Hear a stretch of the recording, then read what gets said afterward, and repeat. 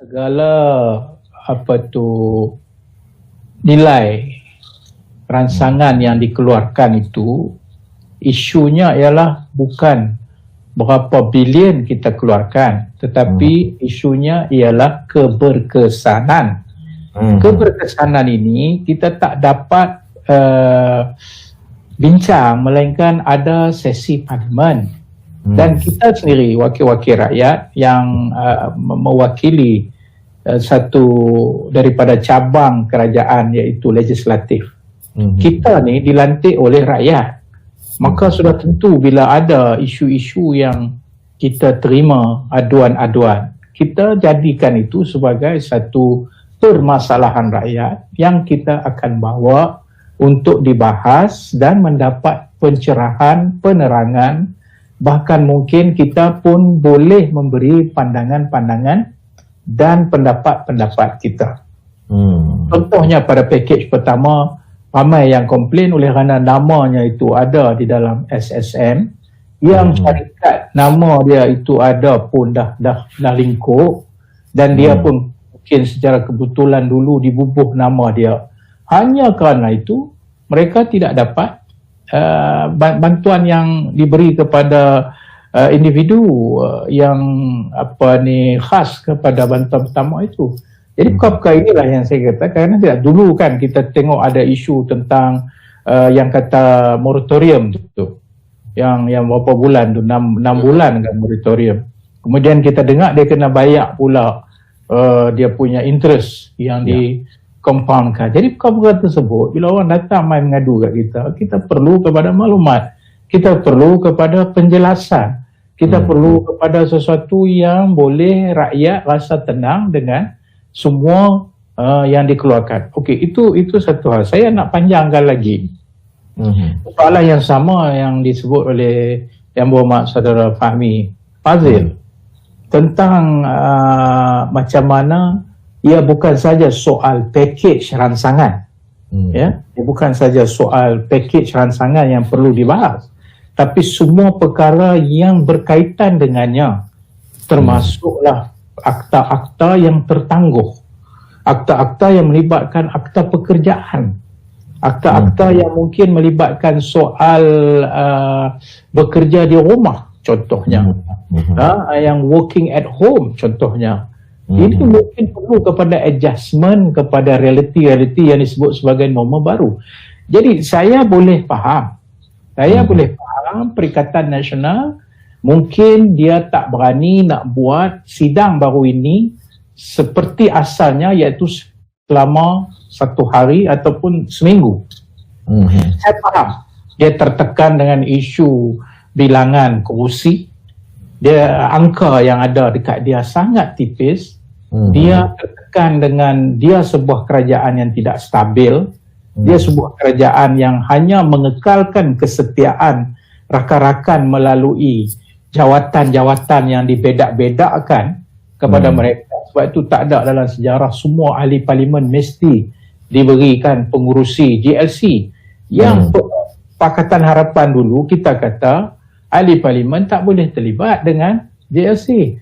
Tapi bila datang Perikatan Nasional, dia borong semua sekali boleh jadi pengurusi GLC. Termasuklah tabung haji yang kita cuba usahakan agar dia betul-betul bebas daripada pengaruh politik.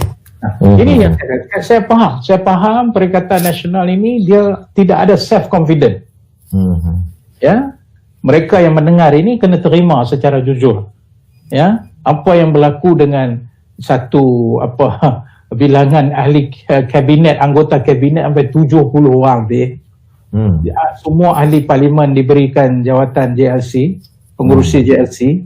Lepas itu lantik tak cukup pula duta khas bertaraf menteri. Dalam suasana dunia hari ini pandemik global, orang nak bincang macam mana nak selamat negara, Perikatan Nasional bincang macam mana nak jaga kuasa dia. Nampak tak? Itu satu benda yang cukup clear. Cukup jelas. Kita bincang nak jaga negara macam mana nak selamat, tapi Perikatan Nasional bincang lagu mana kita nak jaga supaya kesetiaan mereka yang bentuk Perikatan Nasional dalam satu kolusi yang longgar ini, macam mana nak bagi mereka kekal, bagi jawatan. bagi kedudukan, bagi itu, bagi ini, tawar itu, tawar ini. Dia hilang fokus. Dia hilang fokus kepada isu nasional. Saya faham dia tertekan itu. Saya faham. Dia tertekan dengan kita sebagai Pakatan Harapan punya blok. Tetapi janganlah kerana tekanan dia itu, dia sendiri menggadaikan kepentingan yang dia sepatutnya bertanggungjawab untuk bentang di Parlimen. Apa dia? Tadi, macam YB Fahmi sebut, akta menetapkan bahawa 55% tahap keberhutangan negara itu boleh diisytihar sebagai negara ini bankrupt. Ada perlu kita nilai semula 55% itu dalam suasana ekonomi yang ada hari ini, yang mana unjuran perkembangan ekonomi ialah negatif 3%. Apakah maknanya tak ada perkembangan lah kan? Macam mana isu yang disebut tadi, pemandu mabuk yang bising satu dunia masa kami jadi kerajaan, termasuklah saya Menteri Agama, sampai ada orang doa biarlah dia kena langgak dengan pemandu mabuk padan muka tak buat apa. Hari ini mereka dah jadi kerajaan, kes pemandu mabuk lebih teruk daripada zaman Pakatan Harapan. Patut yang bising pasal ini bawa lah cepat, kata kita kena bentang ni. Kita kena bawa. Kalau dia punya menteri undang-undang hari ni boleh sembang dengan orang, kita akan nak buat apa pun kena bawa Parlimen. Tak boleh sembang kat luar. Bawa ke Parlimen, kita bincang lah, kita sokong lah, tak ada masalah. Lepas tu akta pekerjaan, akta apa lagi yang melibatkan soal statut-statut yang disebutkan tadi, itu perlu kepada. Nah, kalau dia punya sendiri pun dia tak berani nak bawa, apa tanda kerajaan yang ada ini? Kerajaan yang tidak ada keyakinan pada diri dia sendiri.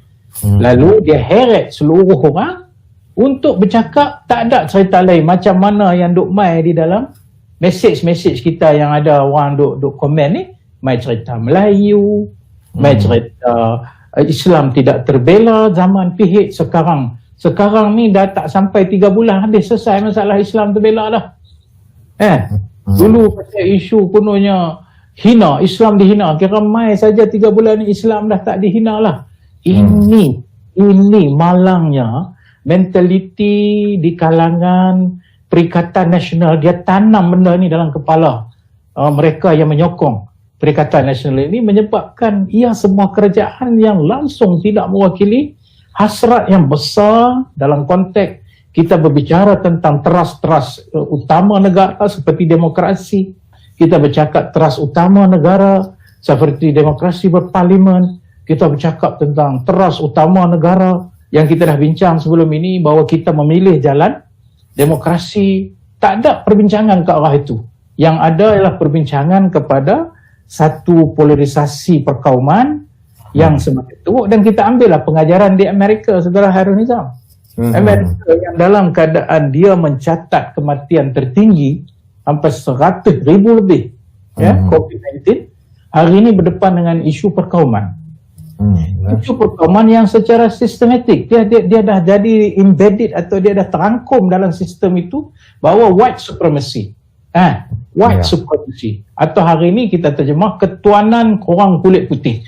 Kita di sini pun dengar juga ketuanan Melayu sebagai satu sistem yang dah terancang elok dalam cara berfikir dan sebagainya, sehingga lahirlah negara ini terpaksa melalui satu lagi masalah besar yang memburukkan lagi keadaan apabila nuansa-nuansa rasis yang menimbulkan kebencian perkauman, yang timbul ini isu sokong Cina, sokong anti Melayu, yang dia kata anti Cina, yang dia kata anti Hindu.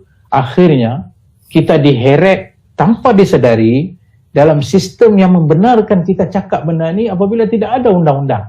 Apabila tidak ada satu sistem yang meletakkan teras utama dalam negara ini, walaupun Melayu itu adalah sejarah panjang dan teras kepada negara, tetapi ia bukan Melayu yang mengheret kepada perkauman, tapi Melayu yang membawa kepada sifat inclusivity, yang melihat semua kita adalah rakyat Malaysia dan bukan melihat di mata kaca perkauman. Ini saya nampak, saudara Hairul Nizam, Ya. Jikalau Kerajaan Perikatan Nasional kekal dengan keadaan tidak ada kepercayaan dirinya itu paling rendah dalam tahap sejarah politik tanah air, pemimpinnya hanya melihat tentang tekanan untuk mendapat kuasa dan memberikan habuan kedudukan masing-masing. Bayangkan, kita sudah dengar bibit-bibit yang amat malang bagi negara kita hari ini apabila 2 hari sudah tak silap saya pembantu kepada Yang Berhormat Syed Saddiq menyatakan ketika dia dipanggil sebagai saksi untuk satu kes di SPRM bagaimana dia telah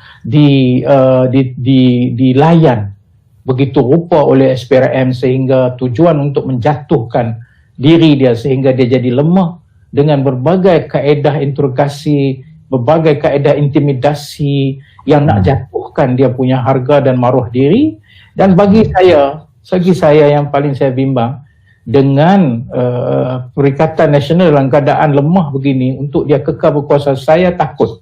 Dengar baik ya, saya takut negara ini akan diheret balik kepada negara yang akhirnya menggunakan semua agensi-agensi ini untuk mengugut mereka yang melapor, bukan untuk mengambil siasatan kepada yang dilapor.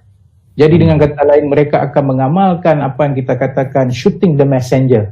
Mereka akan menembak orang.